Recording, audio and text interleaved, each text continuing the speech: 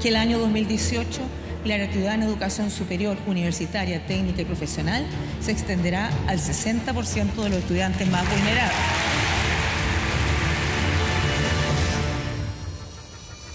Las mujeres de Chile merecen este mínimo reconocimiento a su capacidad de decidir.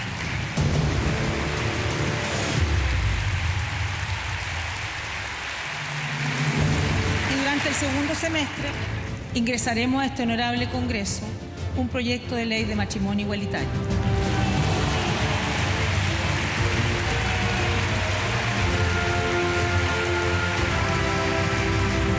Elegiremos un Congreso con un sistema electoral que por fin termina con el binominal.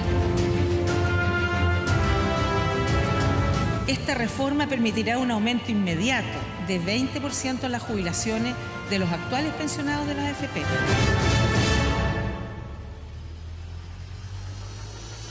Pero nada de lo que hemos logrado está asegurado para siempre.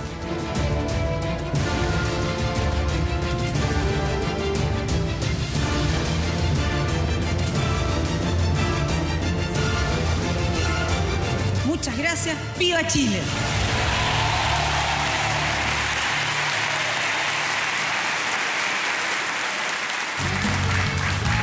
¿Cómo están? Bienvenidos, buenas noches, gracias por acompañarnos. Nuevo capítulo del Informante, día extraordinario. Bueno, fue hoy la primera vez en tanto tiempo, ¿no?, que el discurso ya no se hace un 21 de mayo y aprovechamos la jornada del 1 de junio para tener el programa hoy, en día jueves, sino los miércoles, para analizar la política, ver cuánto de lo que se dijo efectivamente la gente lo siente tanto como veíamos de los aplausos o más bien de los que no aplaudían en parte de los pasajes de este último discurso de la presidenta Bachelet como cuenta a la Nación.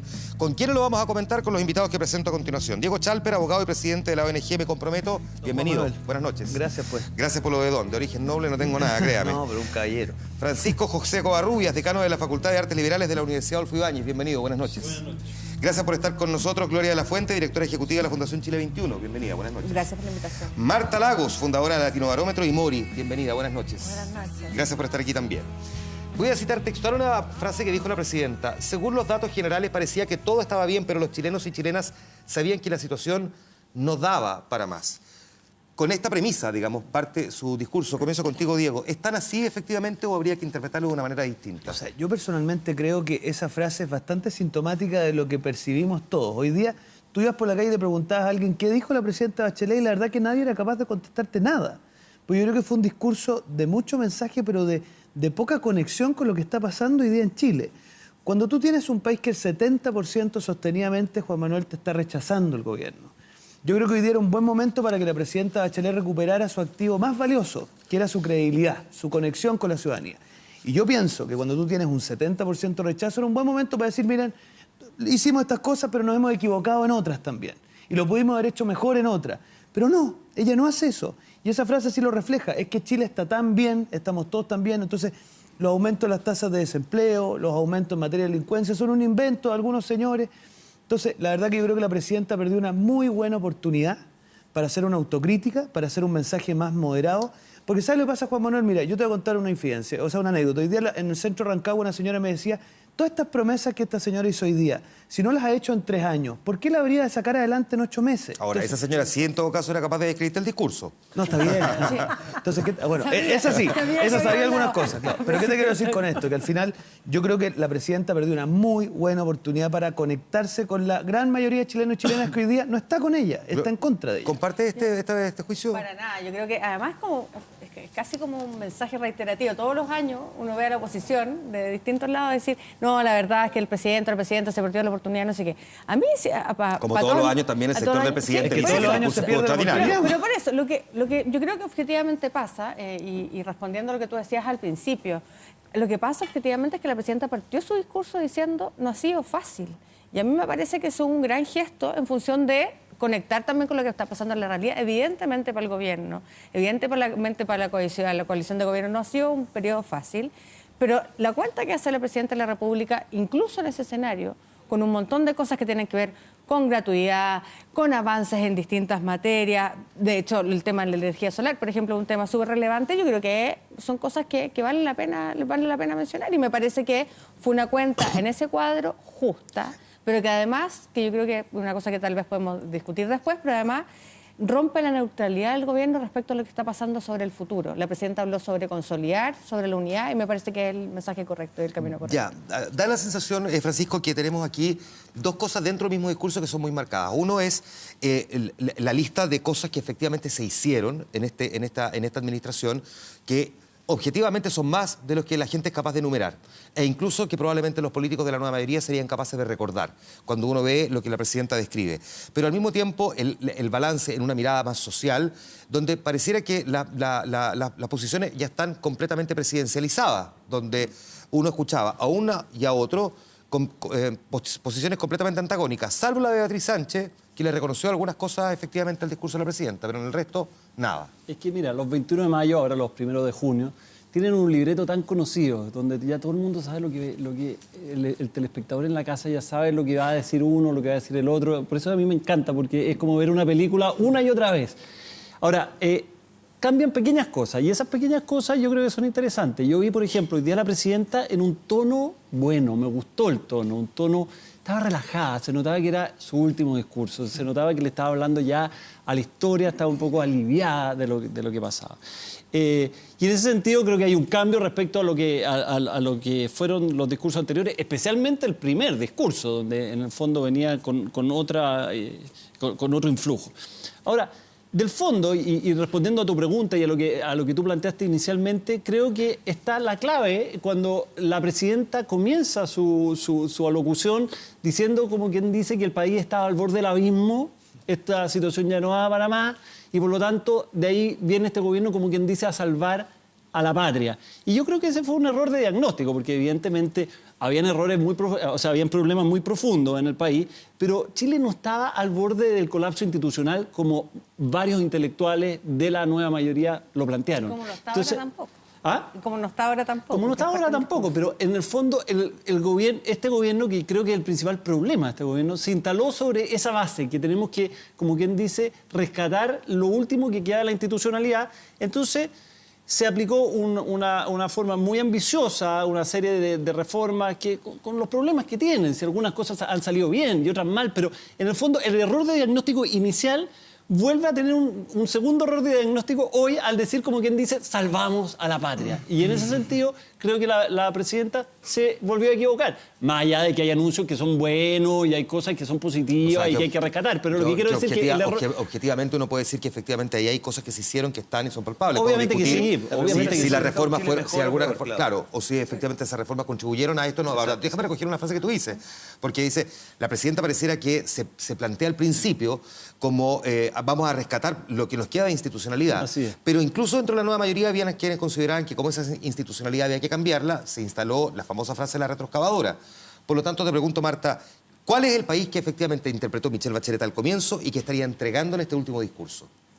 Bueno, yo leo claramente de sus palabras que ella quiere entregar un país distinto del que recibió y quiere entregar un país estructuralmente distinto del que recibió. Yo creo que eso es lo que el discurso no logra ¿abrochar? No logra transmitir, ¿no es cierto?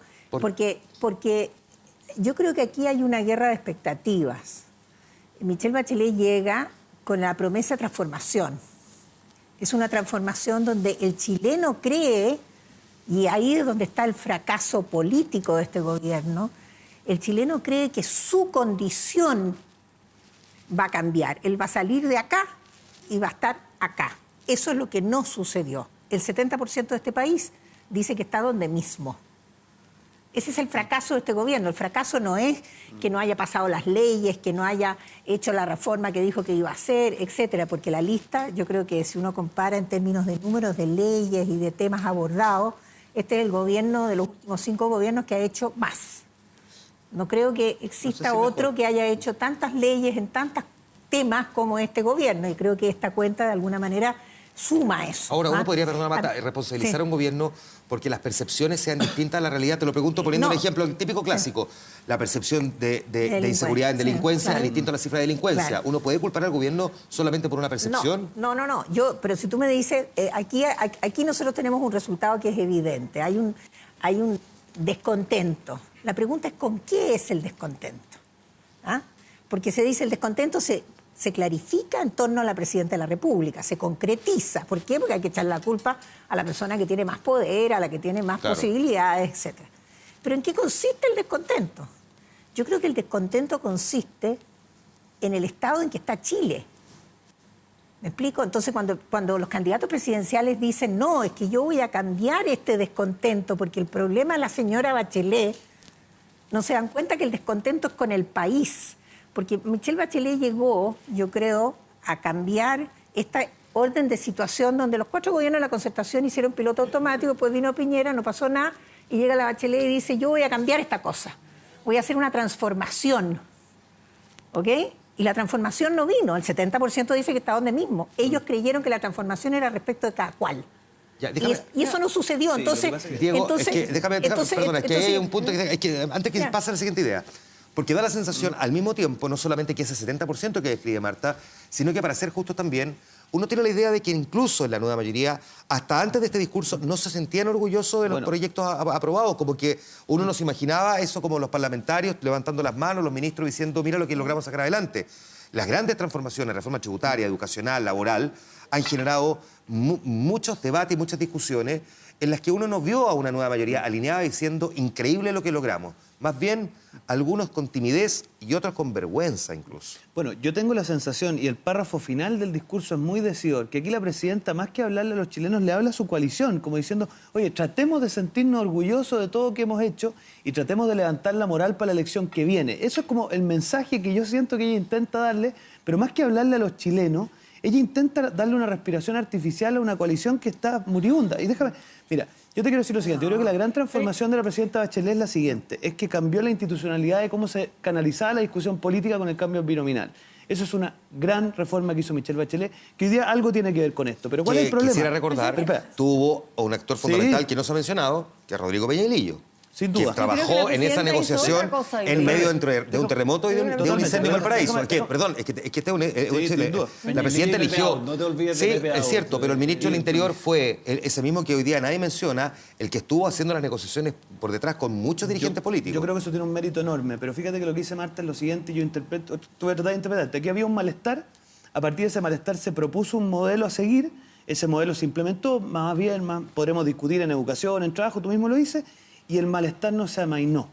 Entonces, cuando Michelle Bachelet dice, yo entrego un país mejor, los indicadores no dicen que sea mejor, el malestar no ha disminuido, el malestar no ha disminuido, y por lo tanto yo creo que mejor en qué.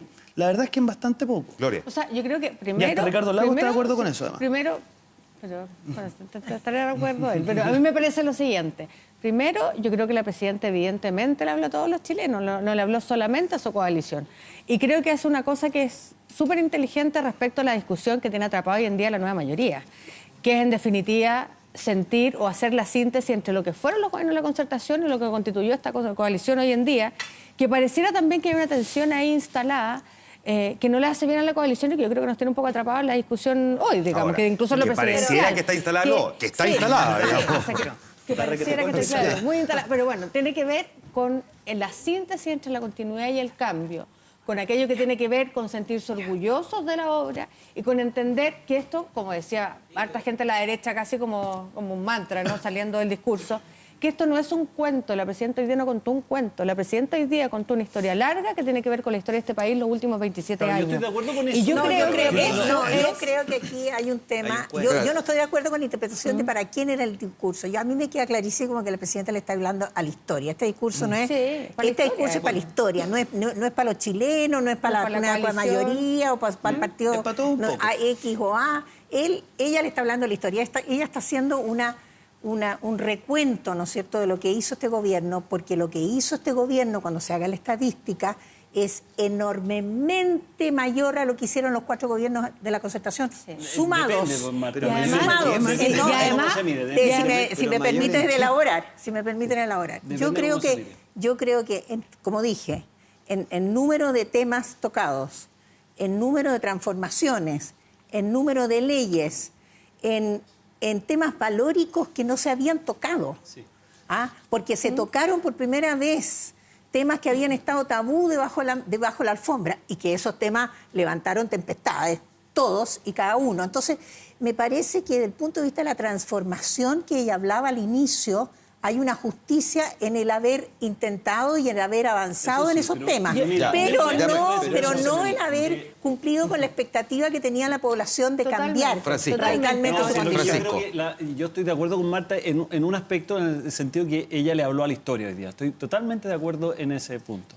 Pero lo que es mucho más discutible es respecto a lo que entrega la presidenta. Sin duda que ella trató de hacer una cosa muy transformadora, pero la pregunta es cuáles son los resultados de esa transformación, porque algo indica de que no cuadra todo si uno leyera en 100 años más este discurso y comparara con las cifras que están en el papel y comparara con la aprobación que tiene el gobierno, entonces algo no cuadra. Ya 8 nos vamos a entender, falta que hables tú nomás. Tenés ganas, yo sé. Entonces el punto es, si uno analiza lo que ha sido, y no quiero caer en el simplismo economicista, es decir, analicemos la cifra económica, pero por Dios que es importante para cualquier país, para cualquier presidente, cuáles son las cifras de crecimiento y los resultados han sido malos. ¿Cuáles han sido las cifras de empleo? Que es otra cosa que uno ve en las elecciones francesas, españolas, americanas, las cifras de empleo son malas. Entonces, claro, ha instalado temas positivos, que a mí personalmente me parecen positivos. La ley del aborto, las 3 causales, el matrimonio igualitario, creo que son avances sustanciosos donde la derecha no ha querido avanzar. Ese es un aspecto central. Pero si uno suma y resta, creo que los resultados son mucho más malos déjeme preguntar lo siguiente. Sin duda. Déjeme preguntar lo siguiente, Diego. Y además corre el cerco para que es posible discutir. Yo creo que es un país distinto. ¿Cómo vamos a comparar el año 2013 con el año 2017? Son dos planetas un país con más tasas de Diego, desempleo. uno puede mirar esto de una manera tan lineal, es como suma, resta, no es más bien tridimensional. Aquí hay ciertas cosas que están en un lado, otras que transitan por carriles distintos, otras que van por el aire. Digo, son cosas completamente diferentes, que uno las sintetiza en un discurso, pero que algunas tienen un efecto inmediato, otras que se proyectan en el mediano plazo, otras que probablemente quedaron postergadas por falta de acuerdos al interior de una misma coalición, de diálogo con la oposición, pero no sé si uno tiene que mirarlo solamente en una lógica de lista de lavandería, digamos, suma o resta. Es que ¿sabes lo que pasa? Yo no quisiera que aquí como que satanicemos esto de la lista de lavandería. ¿Por qué? Porque no es lo mismo en un país entregarlo con 1 millón de empleos que entregarlo con 1/3 de eso. No es lo mismo entregarlo, espérate, pero es que está bien, puede ser una cosa... Ya, déjalo desarrollar a él ahora. ¿Sabes lo que pasa? Que al final, yo entiendo que a veces las élites les gusta esto de como los temas que se pusieron, los temas... Pero al final, ¿qué es lo que le inquieta a la gente? Que hoy día hay 10 veces más listas de auge. Que hoy día no se construyeron todos los hospitales que se construyeron en el gobierno anterior. Que en materia de desempleo está absolutamente triplicado lo que hizo Piñera, lo que hizo Bachelet. O sea, en el indicador que mires... El indicador que mires, Marta, este gobierno no está mejor. Entonces, pasa una cosa muy curiosa. Aquí todo es un gobierno que le habla a la historia y que es tan de culto, pero el 70% de los chilenos lo rechaza. Entonces, ¿sabes lo que pasa al final? Lo que significa entonces que cuando el 70% aprobaba a la presidenta Bachelet, ¿a ti te parecía un buen gobierno? O sea, a mí me parecía que era un gobierno que estaba en sintonía con lo que la gente quería. Ese es todo mi punto. Acá algunas élites se encuentran un poco sexy, que hay ciertos temas que se tocan. Está bien, pero el 70% de los chilenos... Espérate. Mi punto es muy simple. Este gobierno le dijo a Chile que todo estaba mal y que había que hacer ciertas transformaciones estructurales.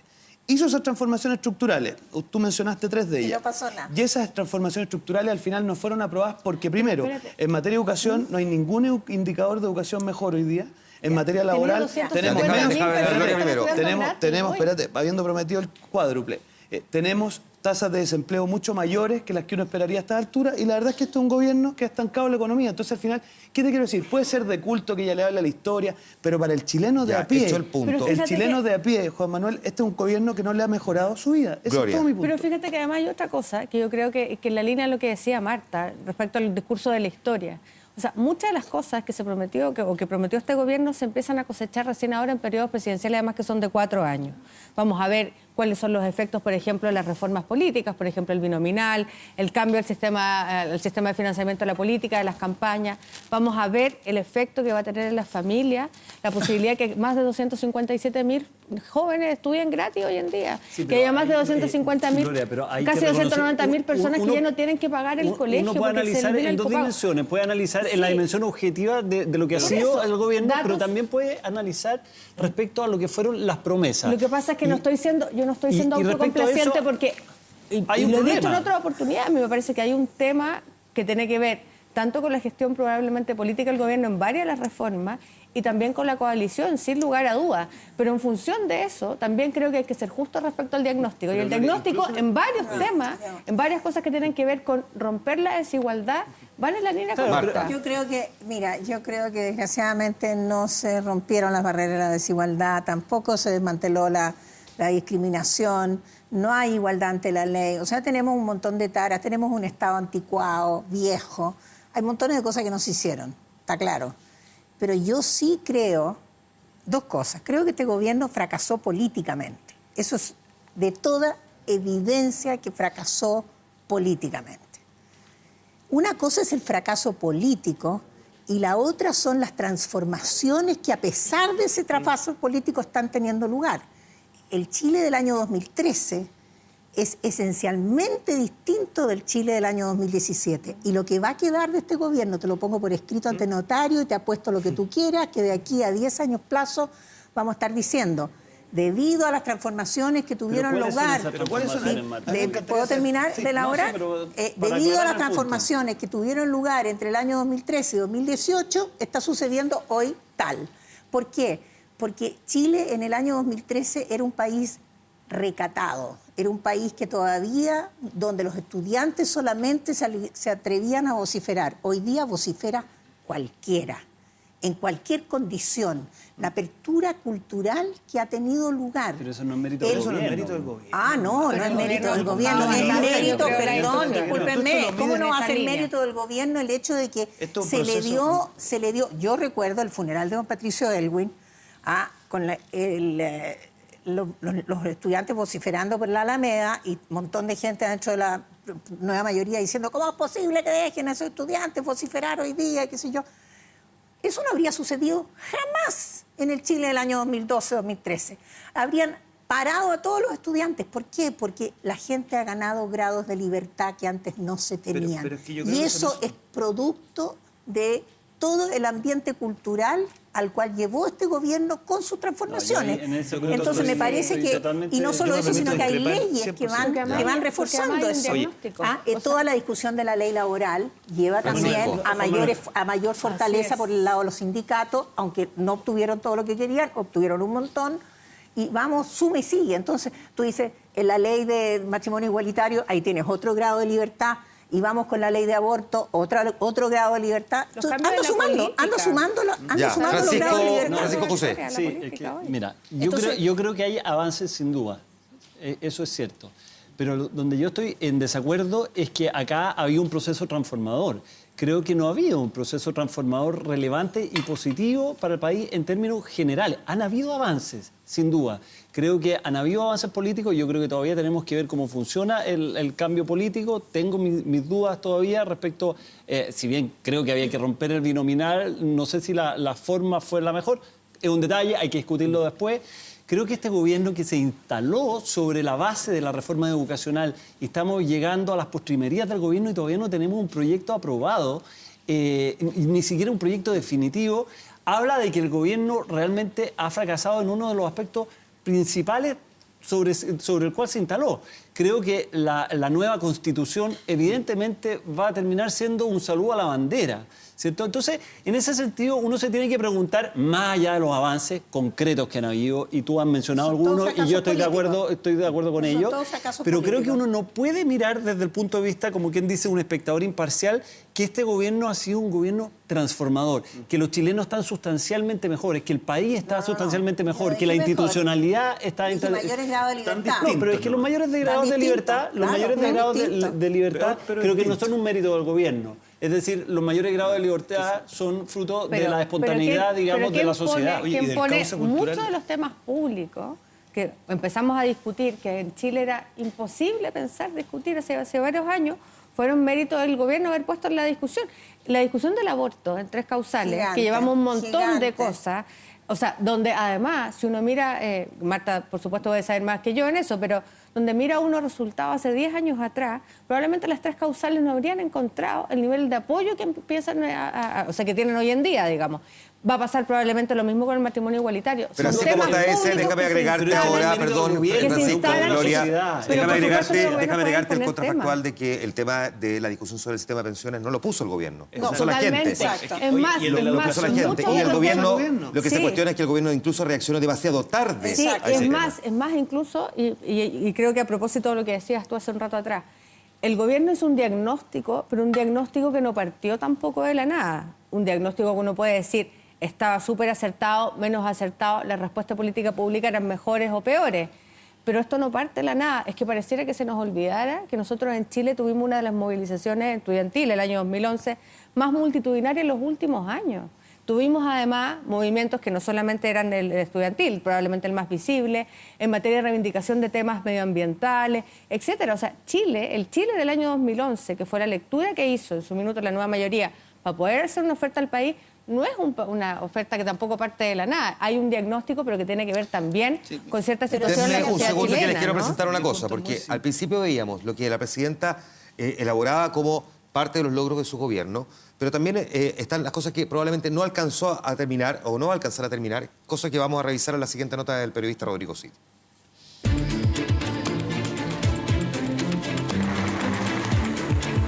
...172. En ese número cuantificó la Fundación Ciudadano Inteligente la cantidad de promesas del programa de gobierno de la nueva mayoría. Su Excelencia, la Presidenta de la República, la señora Michelle Bachelet Geria. La cuarta y última cuenta pública de la presidenta Bachelet ante el Congreso Nacional, y cuando faltan 283 días para el término de su mandato, el balance habla de que se ha cumplido con casi la mitad de lo prometido. Esto quiere decir, el 48% se mide en trámites constitucionales de los proyectos de ley que están asociados a promesas, y también tenemos otro indicador que es la coherencia. La coherencia indica cuánto del espíritu de la promesa respeta el proyecto de ley. Ciudadano Inteligente revisó tanto el contenido del programa de gobierno como el mensaje presidencial, que hasta el año pasado se realizaba cada 21 de mayo. El estudio determinó el envío de 85 proyectos de ley y 1.213 urgencias, herramienta exclusiva de la mandataria y que establece los plazos de discusión de una iniciativa. Todo esto para el cumplimiento de las promesas. Yo creo que hubo un exceso de expectativa respecto de lo que se podía hacer, es decir, se prometió una reforma estructural a la educación, una nueva constitución y un cambio tributario. Creo que se logró el cambio tributario, no se logró la nueva constitución y todavía falta importantes aspectos de la reforma de educación. Según Ciudadano Inteligente, el área de democracia, Estado y política tiene un alto porcentaje de cumplimiento, con el fin del sistema electoral binominal como principal emblema. Todo lo que es reforma política, probidad, transparencia, el salto es copernicano, es decir, de una situación de bastante precariedad, hoy día vamos a tener un sistema mucho más instalado. El estudio determinó además que energía completó 5 de las 6 promesas comprometidas y es el área con mayor cumplimiento del programa de gobierno. La reforma educacional también registra un alto grado de ejecución, al igual que el anunciado cambio en materia laboral. El acierto es que definió bien 3 o 4 temas que eran imprescindibles y eso no se le puede negar. Ese es su gran mérito, definió bien. Ahora, su gran defecto es que todas estas reformas fueron mal diseñadas y pésimamente mal implementadas. Un programa que prometía reformas a nivel estructural, profundos cambios que comenzaron a ejecutarse durante los primeros 100 días de gobierno. Creo que uno de los grandes errores fue la tesis de que había que enfrentarlo todo en los primeros 100 días. Usted se acordará. Resultado, se hizo una acumulación de conflicto, una dispersión de fuerzas. ¿Acaso el gran tema que quedará pendiente es el de una nueva constitución política? Aunque se avanzó en el proceso constituyente, el nuevo texto no verá la luz antes del término de este gobierno el 11 de marzo del próximo año. El sistema de pensiones también quedará en suspenso. Bachelet llega con un alto nivel de respaldo, obtiene una mayoría parlamentaria que no se había dado nunca desde el retorno a la democracia. Por lo tanto, había una imagen de que una presidenta con tanto liderazgo, con tanta fuerza parlamentaria, iba a traducir todas estas expectativas en realidad. Y eso no se produjo. El gobierno no es solo iniciativa del Ejecutivo, sino que también de si tú tienes el balance de poder y la voluntad política para avanzar. Obviamente en este gobierno no hubo eso, hubo mayoría parlamentaria, sin embargo el acuerdo dentro de las coaliciones no se logró. Los prolegómenos del retorno de Bachelet a Chile para encabezar su segundo gobierno estuvieron marcados por la protesta ciudadana, con demandas como educación gratuita y nueva constitución que fueron recogidas por el programa de la nueva mayoría. Si bien es cierto que ella intentó conocer las demandas de la ciudadana, intentó resolver esas demandas ciudadanas, no le colocó el acento al crecimiento económico como un factor clave para alcanzar y resolver esas demandas de la ciudadanía. Yo creo que el vaso está medio en términos de que no se cumplen todas las expectativas y por lo tanto la enseñanza para el próximo gobierno es que tiene que moderar sus expectativas. 2 horas 8 minutos, la duración del mensaje de la presidenta Michelle Bachelet. Un discurso donde destacó los avances de su gobierno y llamó a consolidar las reformas más allá de su mandato. Los invito a continuar la historia que juntos hemos puesto en movimiento. Los invito a seguir empujando nuestro progreso porque vamos por buen camino. Cada uno de nosotros es el protagonista. Tomemos juntos esta bandera. Muchas gracias. ¡Viva Chile! Analistas coinciden en que el actual gobierno dejará pendientes temas que serán ineludibles para el próximo mandatario que llegue a la moneda.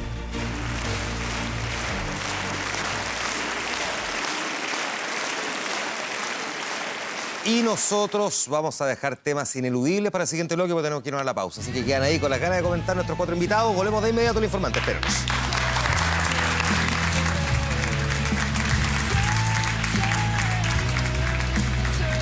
Chile.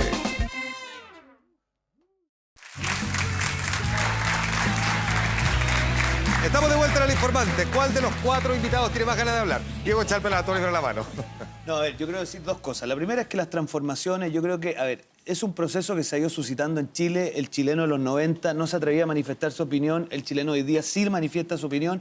Y eso se ha expresado en movilizaciones sociales. Yo no creo que sea mérito de este gobierno eso. Partió en el gobierno de Sebastián Piñera con movilizaciones en una multiplicidad de temas. Ahora, el tema no es ese, Marta. Es que el gobierno intenta hacer eco a esa movilización y nos dice, yo voy a hacer una reforma estructural en educación. Y nos dice, voy a hacer gratuidad, prometo un 70%, llega a un 20%. Voy a terminar con el copago y el lucro y voy a dar una nueva educación. Lo que ha hecho es eliminar a los colegios particulares subvencionados y la educación municipal sigue igual de mala. Voy a hacer una revolución en lo que significa la educación universitaria y la verdad que eso no ha cambiado.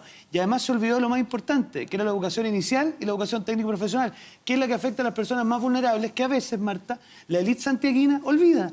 Y la verdad de las cosas te quiero decir, y con esto cierro. Yo lo que eché más de menos en el discurso de hoy día, Juan Manuel, ¿sabes qué es? La palabra regiones. No la habré escuchado más de 5 veces. ¿Y sabes por qué? Porque estos debates tan intelectuales, la verdad es que inquietan mucho a la élite santiaguina, pero a veces las discusiones que a uno les gustaría tener más presentes, ¿qué va a pasar con la elección de los intendentes, por ejemplo? Una omisión espectacular, tiene su coalición estancada en eso. ¿Qué va a pasar, por ejemplo, con la conectividad del país? Yo tengo el tema del Rancagua Express, por ejemplo, que le pusimos el Rancagua Estrés, porque este gobierno es incapaz de darle solución. Entonces, ¿qué pasa, por ejemplo, con una mención al Metrotren, una mención a la Araucanía? Pero fíjate que el CFT a las universidades públicas que se acaban de... Mira, fíjate que los anuncios que hacen en materia de transporte, Transantiago y Línea 7 del metro, o sea, es un anuncio para Santiago, no un anuncio para las regiones. Entonces, yo creo que hoy día la gran pregunta que se hacen los chilenos, esta transformación que la élite nos vende como algo tan sexy, pero, la pregunta oye, es, ¿le mejoró o no la había hecho? Marta, Gloria, Francisco, en ese orden. La gran pregunta que se hacen los chilenos hoy día es su vida. Sí, no tienen ninguna interrogante sobre lo que pasa en el país. El chileno hoy día, este país se ha individualizado a un punto exacerbado, ya, sin conceptos colectivos, se desapareció el demos. No tenemos nada que sea colectivo. La gente no va a votar. 6 de cada 10 chilenos no vota. Por lo tanto, no hay gran pregunta. La gran mayoría del país no tiene pregunta. La gran mayoría del país quiere estar en otra parte que la que está hoy. Esa es la gran demanda. ¿Y entonces, dónde entran las transformaciones doctrinales? Las transformaciones son culturales. Y esas transformaciones culturales tú no puedes volver a cerrar la puerta. Y sucedieron en este gobierno. Ya, Gloria. Sí, yo súper de acuerdo en lo que señala Marta. Yo creo que efectivamente las transformaciones culturales están, son más o menos evidentes y vamos a ir creciendo mucho más en eso. Pero además yo creo que hay una cuestión que es súper clave y que yo creo que ahí hay parte de la responsabilidad política que corresponde por lo demás a toda la gente que está sentada en este lugar. Cada uno interpretará y dirá el discurso o quiera relevar o no del discurso lo que quiere hacer. Me parece que es parte probablemente de lo que juega cada uno. Lo que sí me parece que es importante es entender que en un país como este es súper necesario recuperar el sentido de comunidad, súper necesario recuperar el sentido de lo público. Y el gesto republicano que vimos hoy día, una presidenta de la República parada en el Congreso, ante el Congreso Pleno y ante el país, dando cuenta de lo que ha sido su gestión, me parece que hay que ser poco mezquino en el fondo en reconocer también que lo que hay ahí es una cuestión importante para nuestra democracia. Francisco. No, bueno, sí, el sentido de lo público evidentemente que está siempre presente en estos discursos. Yo llevo tantos años escuchando los discursos, siempre me tocaba más por motivos profesionales, escucharlos con mucha atención y la verdad es que uno siempre que ha ido un presidente, los últimos presidentes, digamos, en democracia, siempre ha rescatado lo público. Nadie ha ido a hablar solamente al individuo, como quien dice, o al consumidor o al ciudadano individual. Eso no es así. Ahora, la pregunta que uno tiene que hacerse finalmente es cómo entrega la presidenta el gobierno. Y entonces ahí caemos un poco en lo que hemos conversado. Es decir, ¿hay un fracaso político? Sin duda. Si uno analiza desde un punto de vista económico, hay un fracaso desde un punto de vista económico. Evidentemente que la llegada del ministro Rodrigo Valdés, como quien dice, frenó un poco esto y le puso paño frío y como quien dice, revistió de responsabilidad el manejo económico, pero evidentemente las cifras no son buenas. Entonces, ¿qué es lo que nos queda? Lo que nos queda, según la presidenta, y así elabora el discurso, nos queda, como quien dice, un legado histórico. Y ahí es donde yo tengo serias dudas. Hay cosas, hay aspectos que sin duda van a quedar, pero creo que el saldo es el que no queda. Es muy difícil, perdona Marta, muy encima, poder determinar qué es lo que va a ser legado histórico o no. Digamos que los propios historiadores te dicen, hay que esperar demasiado tiempo como para poder terminar. Tú no puedes decir hoy día qué es lo que va a quedar para la historia. Cuando pero déjame preguntarte... Ricardo Lagos no podía decir, mira... Sí, pero lo podemos decir ahora. Por eso. Lo podemos decir ahora. Lo podemos decir ahí. Digamos, Lagos concilió el mercado con una mirada, digamos, de socialdemocracia. Lagos abrió el país a la... Pero siempre lo puedes decir con la perspectiva del tiempo. No, pero en ese momento ya se podía decir. Déjame hacerte otra pregunta. Porque tú dices, Elwin fue el hombre de la transición. Los cuatro han planteado lo mismo, en otras palabras, pero lo mismo. Fracaso político. El fracaso es algo a partir de cuando uno se fija un estándar o un desafío que no se cumple. ¿Por qué es un fracaso político el gobierno de la presidenta Bachelet, Diego? ¿Por qué será un fracaso político? ¿Qué se planteó ella que no le resultó desde el punto de vista político de su coalición? Obvio. Yo creo que un fracaso político, tú lo dijiste muy bien, es cuando tú cifras una expectativa, tú invitas al país a un sueño y no lo logras trasladar ese sueño en los hechos. Este es un gobierno que nos dijo que aquí había grandes problemas y que lo resolvíamos con ciertos caminos a seguir. Y si uno mira en frío, porque uno puede tener las opiniones sobre las cosas, pero las cosas son las cosas. Y si uno mira en frío, los caminos ofrecidos por la presidenta Bachelet, por Genaro Arriagada, son calificados como improvisados, mal realizados y mal ejecutados. No, Marta se ríe porque hoy día denostan al pobre Genaro Arriagada. Pero la verdad de las cosas es la siguiente, que hoy día el 70% de los chilenos percibe lo mismo, Marta, que Genaro Arriagada. Entonces, déjame cerrar la idea. ¿Por qué es un fracaso político al final? Porque la presidenta Bachelet no fue capaz de conducir al país hacia ese sueño de un modo efectivo. O sea, que hoy día todos estemos contentos de eso. Y segundo, su coalición de gobierno, hoy día es una coalición profundamente fragmentada porque tampoco la logró a ella conducir a su coalición. Y esa mezcla es letal, pues, Juan Manuel. Yo creo que hay que también ser honesto y esta cosa no puede ser en función de la ceguera, un diagnóstico que no corresponda. Yo concuerdo en que efectivamente hay un fracaso político, pero ¿en qué sentido? En que la gran promesa del gobierno, y yo creo que es una responsabilidad que no es solamente del gobierno, creo que es compartida por la coalición, le prometió a este país generar una mayoría política y social para hacer ciertas transformaciones. Esas transformaciones en el camino encontraron un montón de problemas, entre otras cosas porque esa coalición que tenía que acompañar esa mayoría, la verdad es que no estaba muy de acuerdo con aquello que estaba pasando o estaba resuelto el programa en tanto el qué, pero no tanto el cómo. Y en el camino nos empezamos a dar cuenta que no teníamos. Primero, no había ningún mecanismo para resolver las divergencias, las diferencias que había al interior de la coalición. Y luego empezamos a discutir en el fondo el cómo, y en el cómo parece que nos dimos cuenta en el camino, y eso generó un problema. Y se generó un problema también respecto a la construcción de mayoría social, porque aquello que tenía respaldo fuerte, potente al principio del gobierno de la presidenta Bachelet se fue diluyendo con el tiempo, probablemente también por esta misma discusión. Y claro, ahí hay una cuestión, creo que tiene que ver sobre todo con el aprendizaje para el día de mañana, porque para poder ser gobierno, para poder hacer transformaciones de envergadura y muy relevantes, uno necesita una coalición muy cohesionada, y el gran desafío de la centroizquierda hoy en día es lograr construir ese camino.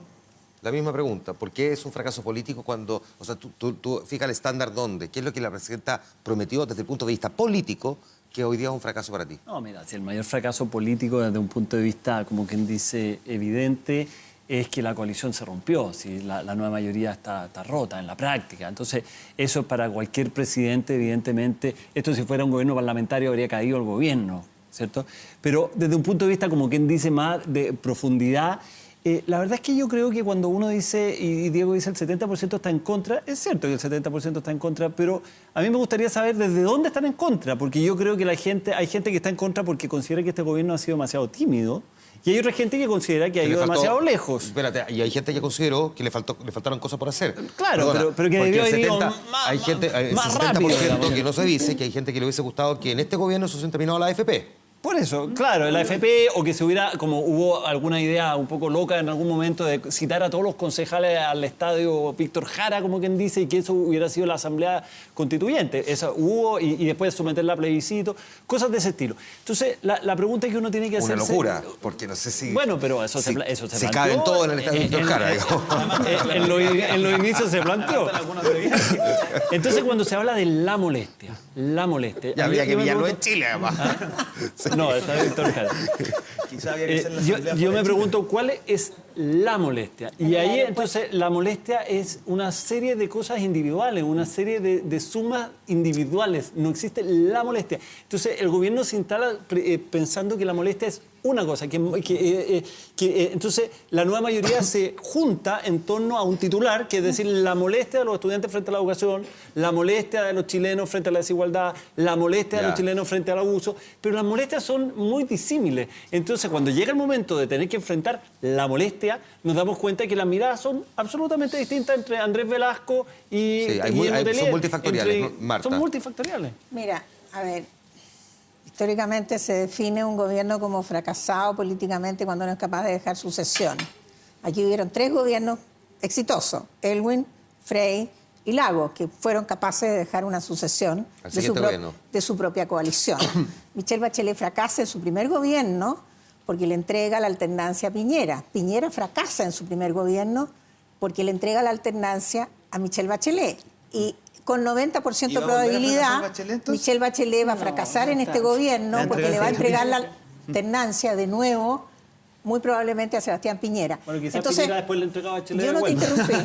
Sí. Entonces, me parece que desde ese punto de vista la probabilidad es muy baja de que este gobierno le pueda entregar la banda presidencial a alguien de los partidos que conformaron pongámoslo de esa manera, ¿no es cierto?, que conformaron la nueva mayoría. Yo dije cuando llegó la Michelle Bachelet, y me retaron mucho por haberlo dicho, de que era un desastre que llegara Michelle Bachelet a liderar la coalición, porque los partidos políticos que terminaron entregándole el gobierno a Piñera en el año 2010 estaban en un estado decrépito. Y en los 4 años de Piñera no fueron capaces de rearmarse. Y Michelle Bachelet vino a tapar eso.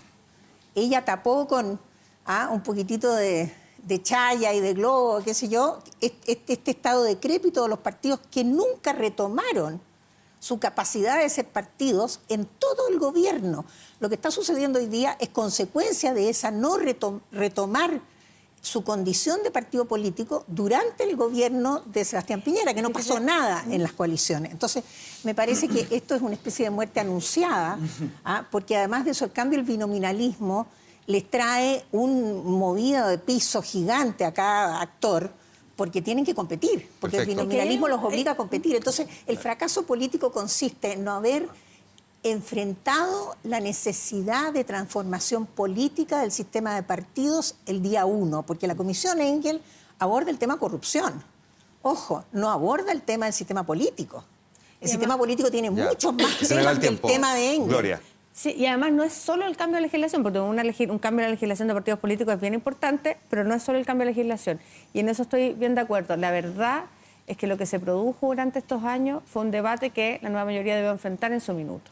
La presidenta Bachelet finalmente sufre las consecuencias de una discusión que no se dio al interior de la nueva mayoría respecto al etos, a lo colectivo, a esto que decía hace un rato atrás, de resolver los conflictos internamente, de saber dónde están las prioridades, entender que una coalición amplia que va desde la democracia cristiana hasta el Partido Comunista evidentemente iba a enfrentar discusiones que por lo demás la derecha hoy en día tampoco va a soslayar porque también es una coalición más amplia.